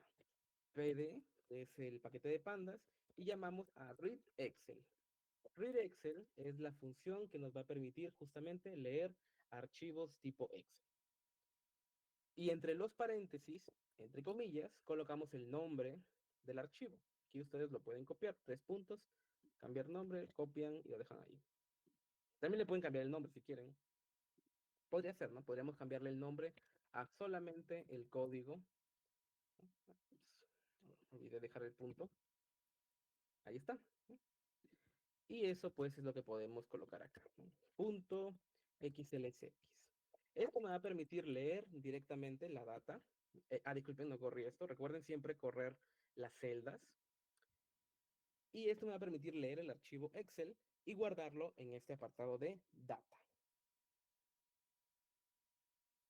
Bien, no, la clase no queda grabada. Es lo mismo que se trabaja en su PC. No entiendo la pregunta. Sí, el collab que está ahí es el mismo que el que estoy ahorita usando. Ujú. Bien, ahí está. Entonces, como pueden ver, rápidamente ya leímos ese archivo de Excel y ya lo tenemos pues acá en nuestro Python, ¿no? En Python ya tenemos la tabla. ¿Ven? Ahí está la tabla. Son 25.000 filas de pues diferentes genes de 5 muestras, ¿no? Como podemos ver, hay 2 muestras que dicen BRMB, que es pues metástasis cerebral, ¿no? Brain metástasis, y 3 muestras que son parentales, que pues significa que provienen de las células cancerígenas originales, o sea que no son metastásicas, son los controles. Aquí abajo igual les dejé una pequeña explicación general de cada punto, por si quieren leer un poquito sobre qué significa cada conjunto, pero en general tenemos dos grupos, los controles y los datos de metástasis cerebral. Entonces ya leímos los datos con pandas. Ahora pues nos toca hacer un poquito de preprocesamiento. Primero vamos a darle un pequeño resumen estadístico, hay que ver qué datos tenemos. Para esto usamos el comando describe. Con describe uno va a poder obtener un pequeño resumen estadístico de los valores, ¿no? Por ejemplo, tenemos datos, justamente aquí tenemos un montón de valores, ¿no? 1000, 20,000, vemos que hay escalas bastante diferentes, algunas están en 35, 354,000 como máximo, y otros tienen 217,000, por ejemplo, ¿no? Y así, ¿no? Un montón de valores diferentes, muy interesantes. Bien, ahora, una vez que ya hicimos pues la descripción estadística, vamos a hacer la parte del preprocesamiento. Entonces vamos a comenzar primero con la normalización. Hay varias formas de hacer normalización de datos, en este caso. Bueno, antes de eso vamos a arreglar un poco la tabla. Si nos damos cuenta, la tabla tiene un ligero problema, y es que la columna 1 tiene los nombres de los genes. O sea que esta tabla no es una matriz como tal, ya que una matriz solo tiene datos numéricos dentro. Entonces los nombres de los genes deberían estar en el índice acá. O sea, hay un problema, hay que arreglar eso. Entonces para arreglar eso es muy sencillo. Vamos nada más a colocar los nombres de los genes en el índice. Entonces para hacer eso, aquí vamos a decir genes va a ser igual a data y vamos a seleccionar la primera columna. Para seleccionar la primera columna vamos a usar ilog, que es pues localización con el índice, y vamos a usar el 0. Estos dos puntos significan todas las filas y este 0 significa la primera columna. En Python siempre se comienza desde el número 0 para indicar que ese es el primer elemento. Con esto ya habremos obtenido solamente los genes. ¿Ven? Ahí está, todos los genes. Y ahora pues hay que hacer que los genes se vuelvan los índices. Para eso usamos el comando .index igual genes. Con esto nuestra data ahora tiene en el índice los genes. El problemita de esto es que ahora que los tiene acá, hay una columna que nos sobra, la columna de los genes. Así que pues vamos a eliminarla. Entonces, para eliminarla, usamos la misma forma que vimos acá del ilog, solo que esta vez vamos a decir desde la columna número 1 en índice, o sea, desde la segunda hasta el final. Así. Con esto ya está correctamente estructurada nuestra matriz. ¿Ven? La matriz ya no está con la columna de genes en la primera como una columna real, sino que ahora está en el índice, como pueden ver ahí. Perfecto. Bien, entonces, ahora sí ya podemos normalizar, porque ya todos son números. Entonces, como mencioné, para normalizar hay diferentes formas. Hay normalizaciones sencillas, como la normalización del logaritmo de 2. Tenemos la normalización de la cantidad de reads por millones, la normalización de la cantidad de reads por largo de la secuencia, ¿no? Por ejemplo, hay muchas formas. Y vamos a usar la normalización TPM, que es la de transcritos por millón, ¿no? O sea, reads por millones. Entonces la idea es primero sumar todos los reads por muestras. Así que vamos a decir tamaños va a ser igual a data.zoom para sumar todo y access igual 0, que hace referencia pues a las columnas. Con esto obtenemos los tamaños de todas las columnas. ¿Ven? Ahí está. Cada columna, que corresponde a una muestra, tiene pues esta cantidad de reads en total. Una vez que hacemos eso, solamente haríamos la división, ¿no? De la tabla original versus entre pues todos estos tamaños y multiplicado por 1,000,000.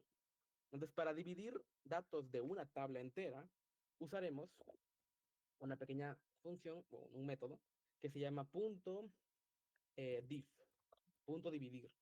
¿Y cómo lo dividimos? Entre los tamaños, size. Y eso lo aplicamos para cada fila. Y lo multiplicamos por 1,000,000, 1 a la 6. Esto nos va a dar nuestra nueva tabla esta vez normalizada, ¿no? A cantidad de reads por millones, como pueden ver ahí. Finalmente, pues siempre es recomendable aplicarle el logaritmo de 2. Al final del procedimiento decimos tpn log 2 y para el logaritmo de 2 usamos NumPy. NumPy logaritmo de 2 a todos los datos más 1. ¿Por qué más 1? Porque si la respuesta del dato final es 0, pues ahí puede haber un pequeño inconveniente. Pueden darle el más 1 o pueden dejarlo así nomás. Van a aparecer algunos NAs, así que también le pueden dar un valor más pequeño para que no altere tanto los datos. Puede ser, por ejemplo, un valor ínfimo para evitar justamente que haya algún tipo de error en el logaritmo.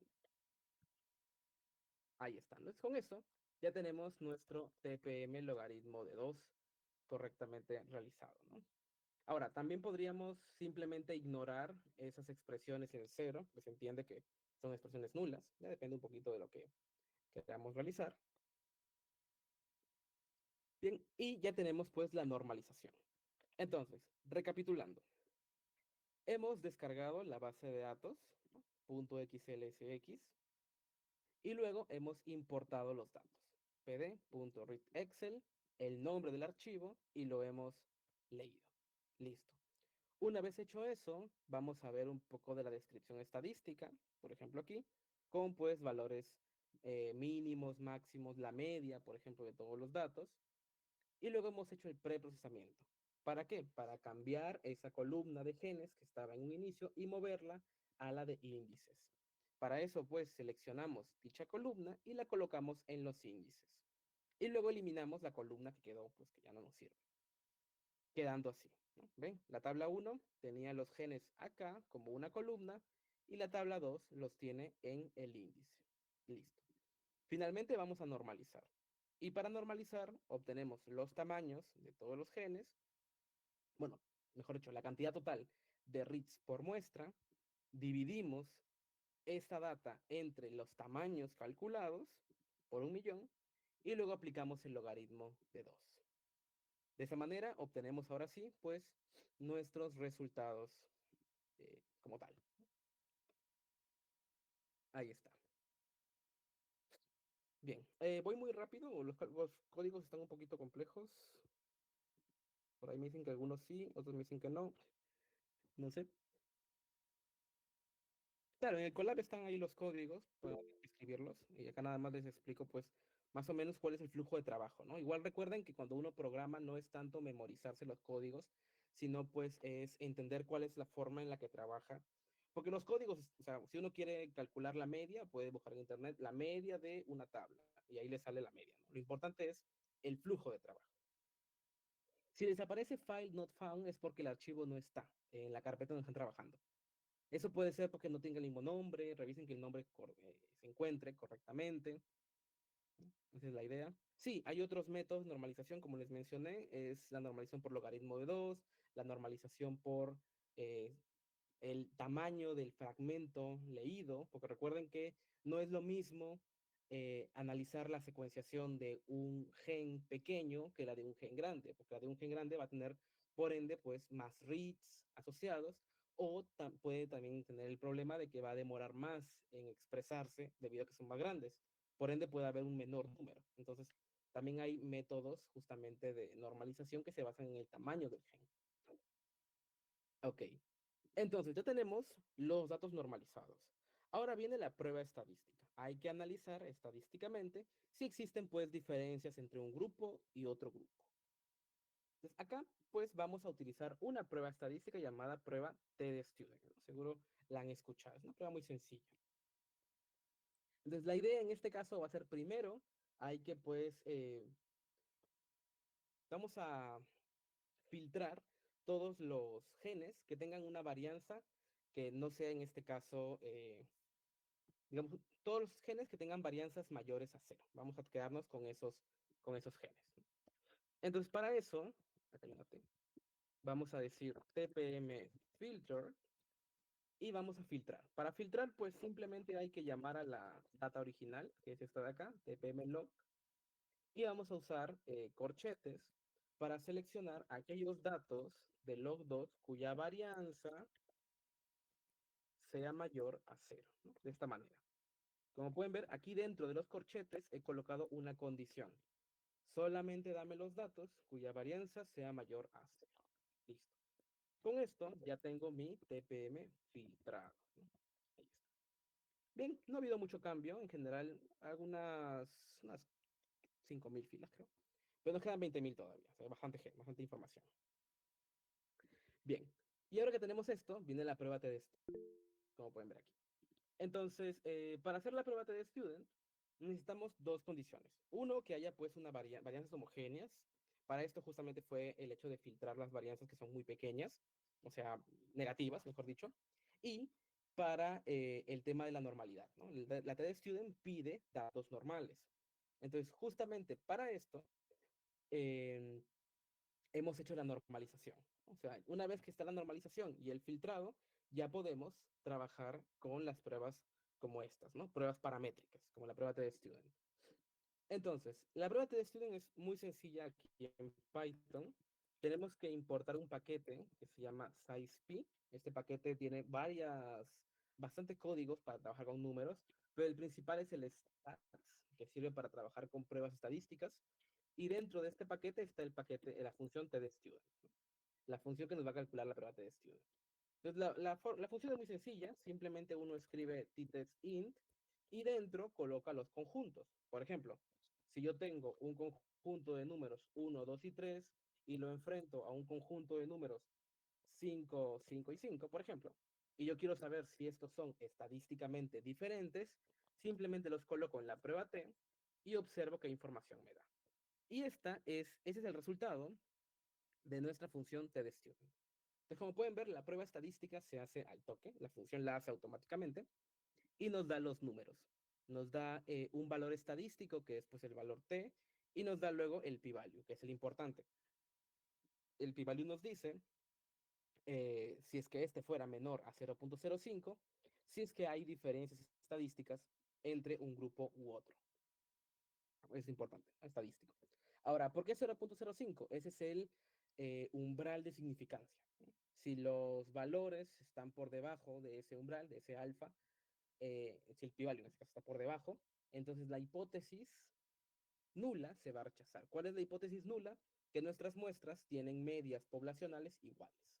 Eso lo puedo apuntar por aquí para que se entienda un poquito mejor, ¿no? Acá tenemos un alfa que es de 0.05 y tenemos dos hipótesis. La hipótesis H0, que nos dice pues que las medias poblacionales son iguales. Mientras que H1 nos dice que pues no lo son, ¿no? Las medias poblacionales son diferentes. ¿Qué sucede? Que para mí puede ser muy sencillo, diferentes. Simplemente ver los datos, por ejemplo, 1, 2, 3 y 5, 5, 5, y decir, ah, son distintos, ¿no? Porque 1, 2, 3 tiene un promedio de 2 y 5, 5, 5 un promedio de 5. Entonces, eso es sencillo de ver y al toque se saca. El problema es que esos datos que tengo ahí, como son muestras, solo representan una pequeña parte de toda la población. Entonces, yo no puedo aseverar con esos datos que toda la población es igual. Para eso se hace una prueba estadística. Con una prueba estadística uno valida estadísticamente que lo que estamos encontrando es cierto, si es que existen diferencias, por ejemplo. Entonces, acá mi idea es justamente aplicar esta prueba a todos mis genes que están acá arriba. Entonces, si como alfa, bueno, como p-value es menor al alfa, entonces eh, la H0 se rechaza. ¿Qué significa esto? Que existen diferencias significativas entre estos dos grupos. Ahora, ¿por qué 0.05? En realidad depende. Hay diferentes niveles de significancia. Esto se relaciona con la robustez de nuestro trabajo. Hay umbrales como el 0.1, el 0.05, 0.01. Mientras más pequeño sea el umbral que estamos trabajando, más sólido es nuestro estudio, ¿no? Más significativo es. Esa es la idea. Entonces, básicamente esto es lo que hemos obtenido de aquí. Este es el p-value. Si solo quisiéramos verlo, uno puede acá al costado poner p-value y obtiene solamente el p-value. Bien. Entonces, esa es la prueba estadística T. ¿Se entendió la idea de la prueba T? ¿Cómo se usa? ¿Sí? ¿Todo bien? Ya, perfecto. Ok, entonces la cuestión es, ¿cómo aplico esta prueba a los 20.000 genes que tengo? Ahí viene el problemita. La idea es que debemos crear una función que nos haga este procedimiento y luego aplicárselo a todo. Para esto se va a usar las funciones. Para crear una función acá en Python, simplemente se escribe la palabra def, se escribe el nombre de la función, entre paréntesis colocamos pues lo que queremos aplicarle a la función y dentro colocamos el procedimiento.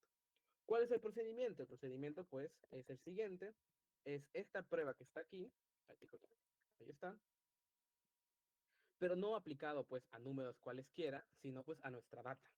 Nuestra data pues que es, en este caso, esa es la que va a ingresar acá, x, así que acá iría x.ilog y tomamos las dos primeras, los dos primeros grupos. Recuerden que debemos separar por población, así que aquí, bueno, por muestra, ¿no? Claro, por población sería, ¿no? Por categoría. Acá tenemos uno, que es, bueno, dos muestras que son pues del grupo de la metástasis y tres que son controles, ¿no? Entonces decimos desde el inicio hasta dos. Entonces tomamos la primera y la segunda y la vamos a comparar versus desde 2 hasta el final, ¿no? De esta manera estamos eligiendo primero las primeras dos y luego las demás. Esa es la idea justamente. Entonces, esta función que está aquí va a estar por el momento guardada y luego se va a aplicar a a todas nuestras filas. ¿Cómo lo aplicamos a todas las filas? Simplemente escribimos el nombre pues de nuestra tabla, tpm filter, y usamos la función apply, ¿no? Aplica. ¿Qué aplicas? Aplicas la prueba T, aquel aplico en este caso, pues, bueno, lo dejo así vacío, ¿no? Aplico a todas nuestras filas. ¿Cómo hago el énfasis en filas? Axis igual 1. Eso es decirle a la data que lo haga a nivel de filas. Esto de acá me va a generar una tabla enorme con todos los p-values de cada gen. Así que lo voy a guardar, ¿no? No puedo dejarlo así suelto. Vamos a ponerle p-values. Así. Entonces corro esto y empieza el procedimiento. Va a empezar pues a realizar todas las pruebas test a todos los genes. Esto va a tardar un minuto. Y con eso tendríamos pues todos los p-values que indican que nuestras muestras son distintas. Así vamos a poder saber qué genes son significativos al momento de diferenciar a nuestras muestras, ¿no? En otras palabras, qué genes pues son más importantes o tienen cierta implicancia. Ahora, la prueba T no es la única que nos va a servir aquí. Hay otro parámetro que también es muy importante, que es el fold change. El fold change o tasa de cambio nos indica cuánto ha incrementado o se ha reducido la expresión de un gen en comparación a la otra muestra. Esa es la idea. Vamos a ver de aquí. Ya está. Ya corrió. Y como pueden ver, p-values nos da todos los genes, los 20.000 y todos sus p-values. O sea, hemos hecho una prueba T a 20.000 filas automáticamente. Ahí está. Súper rápido. No hay que hacerlo uno por uno ni nada. 20.000 pruebas T. Bien. Les decía, ¿no? El otro parámetro importante, la función fold change. Hay que hacer la tasa de cambio. En este caso, la tasa de cambio, pues, es muy sencilla, simplemente es dividir ambos valores, ¿no? Bueno, el promedio de los valores, pero como estamos trabajando con logaritmos, recuerden que la data está en logaritmo de 2, entonces la fórmula ya no sería, pues, el logaritmo como tal, sino la resta media menos el resto de datos. Punto medio. Sí. Recuerden que esto, bueno, se basa en un pequeño juego matemático. La división de logaritmos es la resta, ¿no? O mejor dicho, la división, no, el logaritmo de una división es la resta de los logaritmos de ambos valores, ¿no? Entonces, por eso la resta aquí. Pero ojo que en realidad la fórmula es, pues, logaritmo de la división del promedio de datos que yo quiero, pues, tasar en este caso, entre los datos controles. Por eso primero pongo las dos primeras muestras, que son las muestras de cáncer con metástasis cerebral, y acá pongo las siguientes, que son los controles. Listo. Esa es mi fórmula, ¿no? Bien, bien sencilla. Y esto mismo que está aquí, bueno, lo vamos a aplicar acá arriba, ¿no? Igual que acá, aplicaríamos, pero ahora con el fold change. En vez de poner prueba T, pongo fold change. Y lo voy a llamar de otra forma. Como está con logaritmo de 2, vamos a llamarlo log2 fc. Y esto nos va a dar pues el logaritmo de 2 fold change para todos nuestros datos. Y así sabremos cuál es la tasa de cambio asociada. Con esto ya tenemos el p-value y la tasa de cambio. Dos parámetros muy importantes al momento de analizar nuestros datos. Vamos a guardarlo en una tabla. Esto lo voy a poner mejor arriba, aquí. Bien. Y acá voy a construir mi tabla final de resultados. pd.data.frame. Acá digo genes. ¿Cuáles son los genes? tpm filter punto index, ¿no? Punto index, porque esos son los genes, el índice. Después el p-value es nuestro p-values. Ahí está. Y luego el log2 fold change es nuestro log2 fold change que hemos creado arriba. Ahí está. Y estos son nuestros resultados. Entonces tenemos ahora sí nuestros resultados, pues, de 20.000 genes y el p-value y la tasa de cambio. Ah, ya. Sí, vuelvo a explicar el log2 fold change por si acaso. Lo que hace el logaritmo de 2 fold change es decirnos cuánto se ha incrementado, se ha reducido la expresión al comparar dos muestras. Por ejemplo, si la muestra, no, si la muestra 1 nos dio 4 de expresión y la muestra 2 nos dio 2 de expresión, el fold chain es logaritmo de 2 m1 entre m2. Así. O sea, 4 entre 2. Eso dice que se ha duplicado. Y al aplicar el logaritmo de 2, tenemos un valor de 1. 1 sería en este caso el nivel de duplicabilidad, se podría decir, de nuestra expresión. O sea, la métrica es la duplicidad. Si tenemos luego un 2, si el resultado fuera 2, significa que se duplicó dos veces, o sea, se cuadruplicó, y así. Ajá, justo lo que dice Michelle, ¿no? Es las veces de cambio, ¿no? Es cuánto cambió la expresión entre el valor 1 y el valor 2. En este caso, la idea es que el valor 1 sea nuestra muestra elegida, ¿no? Entre comillas, o tratamiento o experimento, ¿no? Lo que queremos ver. Y la muestra 2 es nuestro control, muestra control. Ahí está. Esa es la idea del fold change. ¿Sí? ¿Mejor? La tasa de cambio, sí, exactamente. Bien, y eso lo hemos hecho, solo que acá restamos, porque recuerden que el logaritmo de 2 de una división es la resta de los logaritmos. Solamente es un pequeño juego matemático, pero sale igual. Es la misma fórmula. Listo. Entonces tenemos ahora sí los cambios de cada gen y su significancia. Porque, ojo, no es lo mismo que un gen se haya, por ejemplo, sobreexpresado en 100 veces si no es significativo ese cambio. Porque recuerden que la significancia nos indica si lo que sucedió es traducible a nivel poblacional, ¿no? O sea, es escalable, se podría decir, ¿no? Mientras que el tasa de cambio nos dice, pues, cuánto cambió. Entonces, son dos cosas distintas. Ambas muy importantes. Ahora, finalmente, hay algo importante que tenemos que hacer aquí, y es que estos p-values, si bien están bastante bien, sufren de un pequeño problemita, y es que como hay un montón de genes que se han analizado, puede que la aleatoriedad afecte nuestros datos, ¿no? Siempre hay ese problema de que hay pocas muestras, muchos genes, y por eso se hace un pequeño ajuste, una pequeña corrección, y es la que vamos a hacer justamente acá. La corrección FDR, que es pues la tasa de falsos descubrimientos de los p-values, la cual se va a arreglar, se va a corregir por medio del procedimiento de Benjamin-Hochberg. Esto es un montón de nombres y palabras, pero lo que trata de decirnos es que como existen muchos datos y hemos hecho una prueba 20.000 veces, puede ser que nuestros datos en algún momento hayan tenido cierto fallo por aleatoriedad. O sea, que la información que tenemos no sea 100% confiable. Así que lo que hace la corrección es justamente eso, corregir, ajustar nuestros p-values para que sean más realistas.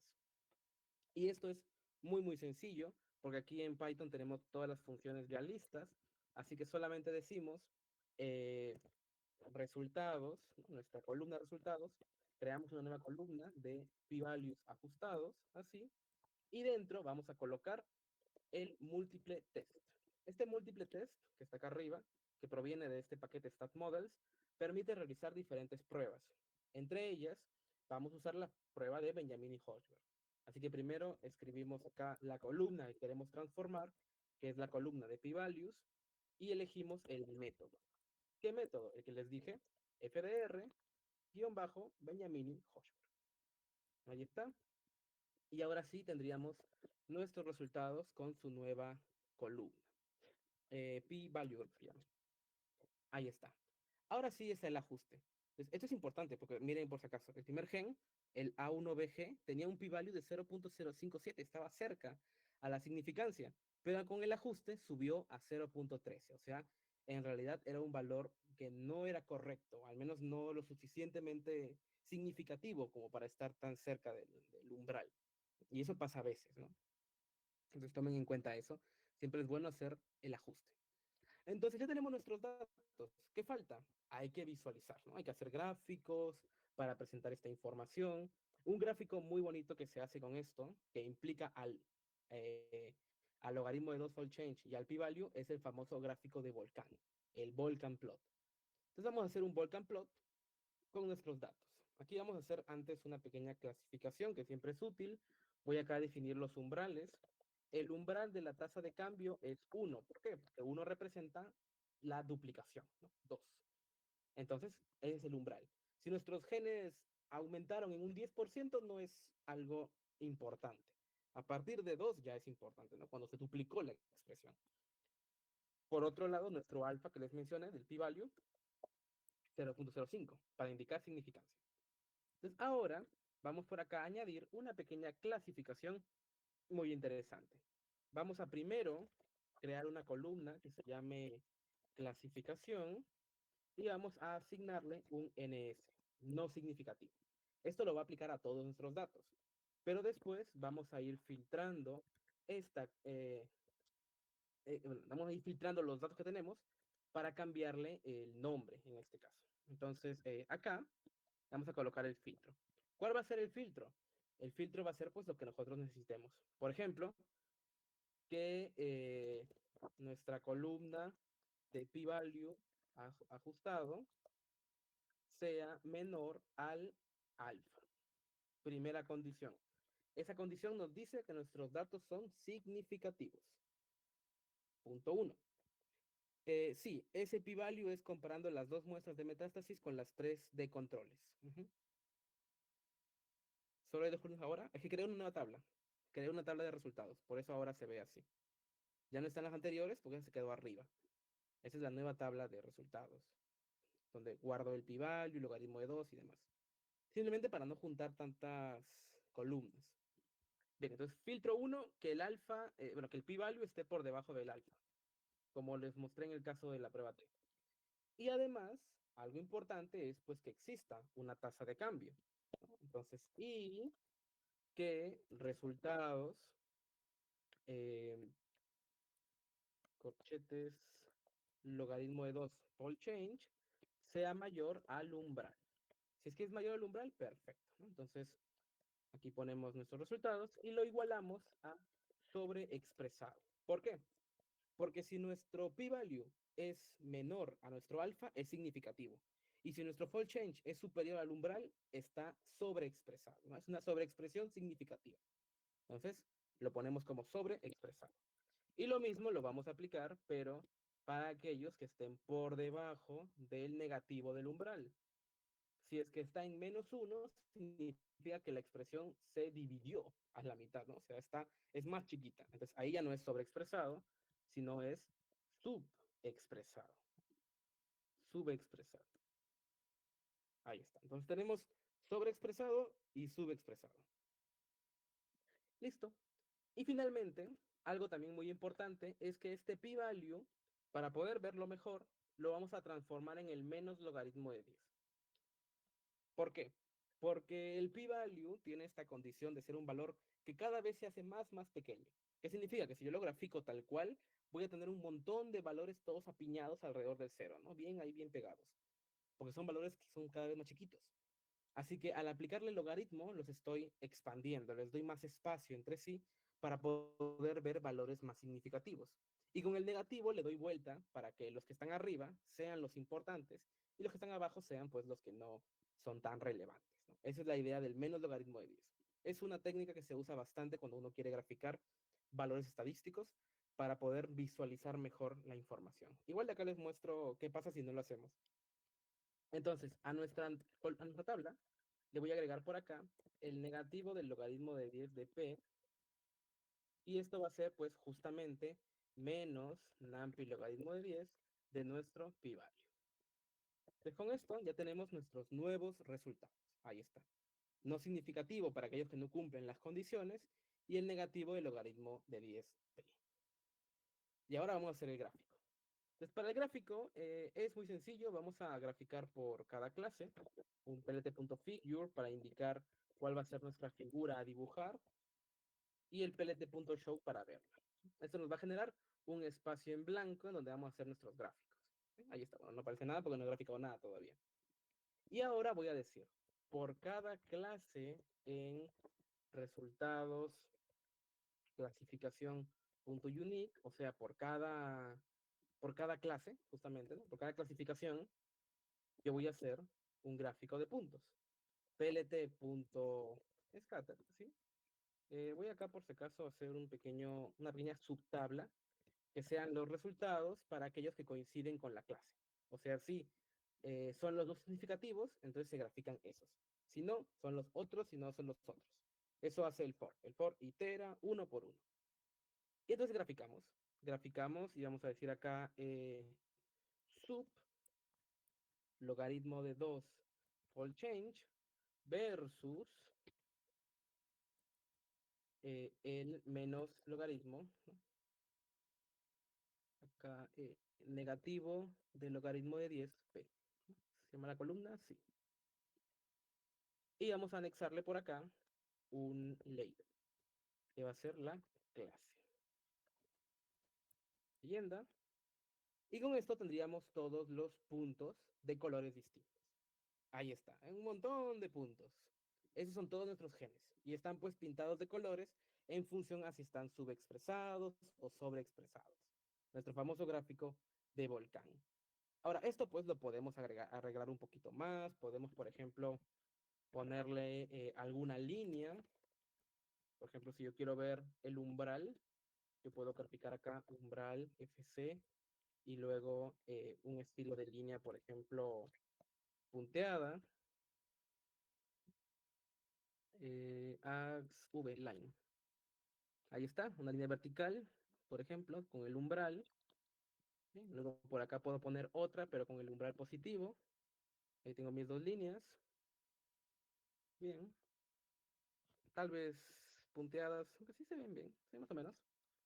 Y puedo poner otro umbral que sea pues el que está en H, ¿no? De forma horizontal y que tenga el alfa, ¿no? Bueno, el menos logaritmo de 10 alfa. El umbral de la significancia. Ahí está, ¿no? Entonces, quienes están en esos grupos, naranja y verde, son los genes que se han expresado no solamente sobre o subexpresados en gran medida, sino que además son significativos, o sea, son estadísticamente correctos. Todos los azules son genes que pueden haberse expresado bastante o poco, pero que no son significativos, ¿no? Entonces no los tomamos en cuenta. Ahí está nuestro gráfico y pues, como pueden ver, es muy, muy interesante. Ahora, justamente preguntaban, ¿no? ¿Para qué sirve esto del logaritmo de 10 fold change? Lo que pasa es que si yo no pongo eso, miren, ocurre lo siguiente. Acá es ajustado. Si yo solo pongo el p-value, se va a ver así. ¿Por qué se va a ver así? Porque los valores más pequeños, que son los importantes, se van a quedar todos aquí bien apiñados. Acá, en esta parte de aquí. Entonces yo no puedo saber bien qué gen está mejor expresado o peor expresado, porque todos están muy comprimidos. Entonces, ¿qué hace el logaritmo de 2? El logaritmo de 10. Lo que hace el logaritmo de 10 es expandir esa información, ¿no? Extenderla porque cambia la escala a una escala semilogarítmica. Así. Pues ahí se ve mucho mejor, ya está más expandido, puedo ver genes que estén pues muy, muy significativos por acá abajo, pero exacto, está al revés. Los valores más importantes están al último, están abajo. Y eso no es algo que normalmente se vea, ¿no? Normalmente lo importante está arriba. Entonces, simplemente por estética, se podría decir, Uno le pone acá el menos logaritmo de 10 y con eso voltea el gráfico y ya lo tiene de una forma un poquito mejor. Y es pues el gráfico que normalmente se hace, ¿no? El famoso gráfico de volcán. Sí, por supuesto, podemos ponerle nombres a los ejes. Eso también se puede hacer aquí. Matplotlib es un gran paquete para hacer justamente esto, ponerle nombres, editar el gráfico bien bonito. Xlabel, por ejemplo, haría referencia al logaritmo de 2 all change. Label hace referencia pues al menos logaritmo de 10 del p-value ajustado, ¿no? Ahí está, ¿no? Y con esto le doy nombres a los ejes. Ahí está. No, todo esto es Python, sí. Bien, ahí está, todo esto funciona con Python. Bien, y tenemos pues nuestro gráfico. Ahora, este gráfico pues es un primer paso, luego podemos hacer más cosas. Por ejemplo, ya sé qué genes son importantes, vamos a seleccionarlos, porque no quiero ver todos, vamos a seleccionar solamente los importantes. Entonces, por aquí podemos hacer un filtro y podemos decir los genes más significativos, los top genes. Serían pues todos los resultados, ¿no? Que en la clasificación no son NS. Eso es lo importante en primera instancia. Ahora, pero no solamente quiero ver eso, quiero también ver cuáles son los más significativos de esos. Entonces, por acá voy a poner un sorted que va a ordenar sort values. Esto me permite ordenar los datos y puedo decirle, ordénalo en función al p-value ajustado, ¿no? De menor a mayor, de más pequeño al inicio. Y luego puedo seleccionar los primeros 20. Con esto tengo los top genes, ¿no? Los genes más importantes, que están más sobreexpresados, más subexpresados, ¿no? Tengo bastantes, ¿no? Son bastantes. Bien, ahí están pues todos los genes sobre subexpresados. Mm, bueno, se va a ver todo un poquito, yo quería verlo un poquito más aleatorio. Entonces vamos a poner sample. Sí, una muestra aleatoria, mejor. Todos los genes que son significativos y tomo 20 al azar. ¿Por qué? Porque son muchos y no quiero graficar todo. Entonces con sample elijo 20 al azar. Ahora, ¿para qué tomo los 20 primeros? Sí, si hay alguna pregunta, me la pueden escribir por el chat y ahí les voy respondiendo. Bien. Ah, están al revés por el menos, ¿no? Porque faltaba colocar el menos. Están al revés porque el p-values es un valor cuya importancia se relaciona con un decrecimiento. O sea, mientras el valor es más pequeño, es más importante. Por eso es que se ve al revés el gráfico, en el anterior caso, ¿no? Y con el menos se soluciona, ¿no? Con el menos logaritmo se soluciona ese problema. Bien, entonces ya tengo 20 genes al azar, que pues son bastante importantes.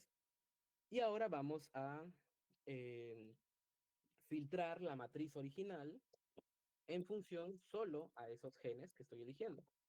Entonces, logaritmo de 2, punto log, y voy a decir solamente los genes top. Ahí está. Top y el apartado genes, exacto. Y con esto tengo mi matriz de genes cuyo nivel de expresión es, pues, es muy alto. Ah, corchetes, disculpen.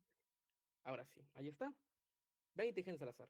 ¿Y para qué hago esto? Porque sería interesante verlo en un gráfico tipo heatmap. Y es justo lo que vamos a hacer acá.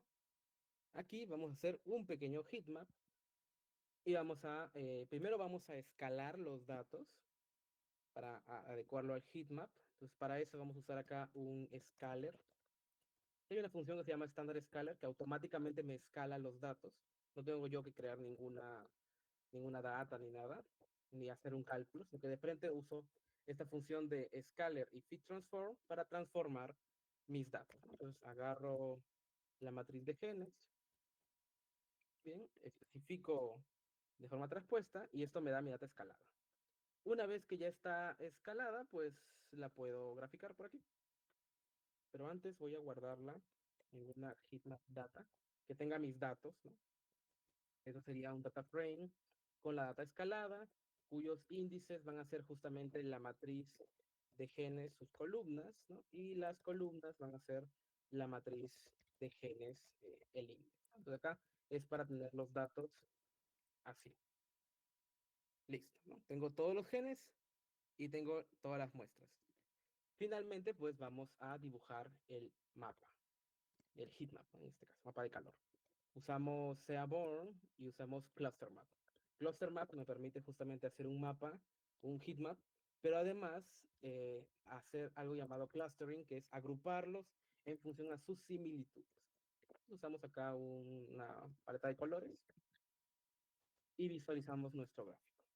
Entonces, escalamos nuestros datos, nos organizamos y tenemos el heatmap. Y en el heatmap podemos ver pues cuáles son los genes eh, que tienen pues una mayor expresión, una menor expresión, ¿no? En función a esto, cuáles son sobreexpresados y subexpresados en los grupos que hemos decidido colocar, ¿no? Y tenemos ahí los genes, algunos sobreexpresados, otros subexpresados, están agrupados, ¿no? Están clusterizados. ¿No? Está un poquito grande la imagen, ¿no? Pero ahí está. Y esta imagen la podemos luego guardar y utilizar, ¿no? Es un famoso Gitmap clásico y acá tenemos los genes y estos genes pues luego podemos verlos buscarlos, ¿no? En el CBI y determinar cuál es la utilidad justamente de estos genes en general, ¿no? En el procedimiento. Bien, el árbol que corresponde, esos pequeños árboles que son como dendrogramas, lo que hacen es relacionar las muestras en función a sus similitudes en la expresión genética, ¿no? Entonces, por ejemplo, acá tenemos genes que se sobreexpresan juntos, bueno, no como tal juntos, pero que están sobreexpresados en el análisis, y otros genes que están subexpresados, ¿no? En el otro lado. Acá. Sobreexpresados, subexpresados en las muestras parentales, y acá en las muestras de cáncer tenemos otros que están sobreexpresados y otros que están subexpresados, ¿no? Y están de cierta forma agrupados por similitud en el patrón de expresión. Ahí eso es lo que se ve en el árbol. Bien. ¿Alguna pregunta? ¿Alguna duda? Sí, escríbanla por ahí por el chat para que puedan hacer sus preguntas. Y aquí pues con Python podemos seguir haciendo más análisis, podemos trabajar no solamente con transcriptómica, podemos irnos a otras ómicas también, genómica, etcétera. Hay un montón de cosas que se pueden ir haciendo, ¿no? Sí, todo eso de modificar líneas y demás también se puede hacer. Justamente lo que mencioné, ¿no? Las líneas de los bordes son los clusters, ¿no? Son los grupos, ajá, como clusters, justamente eso. Bien, entonces pues me permiten hacerle algunas cuantas preguntas. Hola Luis, yo me encargo de esta parte, no te preocupes, sé que estás un poquito enfermo y a pesar de eso has realizado ese taller, te agradezco bastante. Yo me encargo de hacer las preguntas, más bien muchas gracias. Muchas gracias.